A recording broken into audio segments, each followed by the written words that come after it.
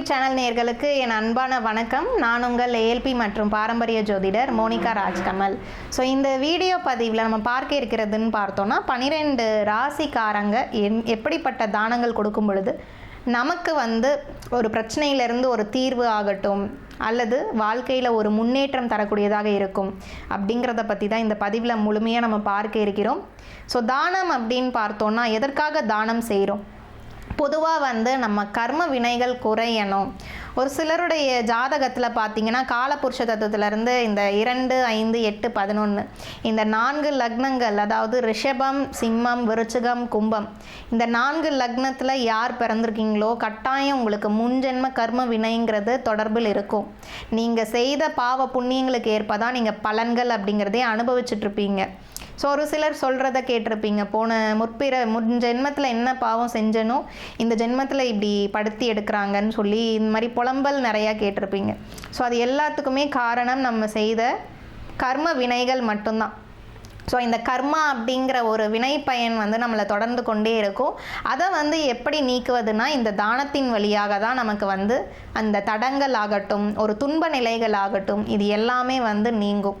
அந்த காலத்தில் நம்மளுடைய முன்னோர்களே தானத்தை நிறைய லெவலில் கொடுத்துட்ருக்காங்க. அந்த காலத்துலலாம் பார்த்தோன்னா ஆடை தானம், உணவு தானம், இது ரெண்டும் தான் மேலோங்கி இருந்தது.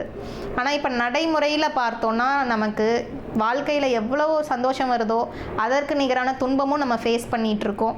ஸோ இப்போ அந்த துன்பத்திலிருந்து எப்படி வெளிவரது, இந்த 12 ராசிக்காரங்களுக்குமே எந்தெந்த தானங்கள் சிறப்பான ஒரு பலனை தரும் அப்படிங்கிறத பார்ப்போம். அடுத்த ராசியாக பார்த்தோன்னா மகர ராசி. யாரெல்லாம் இந்த மகர ராசியில் பிறந்திருக்கிறீங்களோ உங்களுடைய ராசிநாதன் சனி பகவானாக வரார். இந்த சனிக்கிழமையன்று கொடுக்கக்கூடிய தானத்துக்கு அவ்வளோ ஒரு சிறப்பான பலன்கள் அப்படிங்கிறது இருக்குது. உடனுக்குடனே பலன் அப்படின்னா சனிக்கிழமை, அமாவாசை 2 தினங்கள்லையுமே நீங்கள் எடுத்துக்கலாம். ஸோ ஒரு துன்பம் நீங்கணும் அப்படின்னா இந்த சனிக்கிழமையன்று மகர ராசி நபர்கள் தானம் கொடுக்கக்கூடிய பொருள் அப்படின்னு பார்த்தோன்னா எள் சாதம், கருப்பு எள் கலந்த இந்த எள் சாதத்தை தானமாக கொடுக்கலாம்.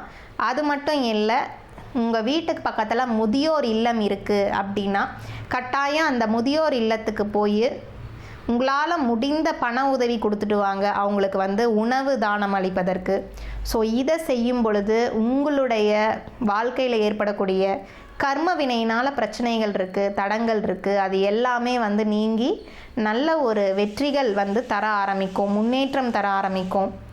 எப்பயுமே இந்த மகர ராசிக்காரங்க பார்த்தோன்னா நிறைய உழைப்பாங்க, அதற்குண்டான ஊதியம் கிடைக்கல அப்படின்னு மன கஷ்டத்தில் இருப்பாங்க. ஸோ அப்படிப்பட்ட ராசி தான் நீங்கள். ஸோ பொதுவாகவே இந்த மகர ராசியில் பிறந்த நபர்கள் கட்டாயம் ஒரு தானம் அப்படின்னு பார்த்தோன்னா கருப்பு நிறம் கலந்த ஒரு போர்வை சாலையோரத்தில் இருக்கக்கூடிய 60 வயசுக்கு மேலே இருக்கக்கூடிய முதியவர்களுக்கு வாங்கி கொடுங்க.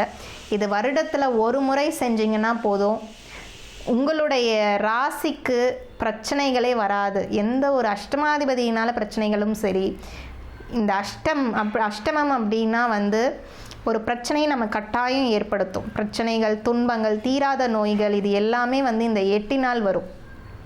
ஸோ இந்த பிரச்சனை வரத்துக்கு முன்னாடியே நம்ம ஒரு விரயம் பண்ணினோன்னா அந்த பிரச்சனையிலிருந்து நிச்சயமாக நம்மளை தற்காத்து கொள்ள முடியும்.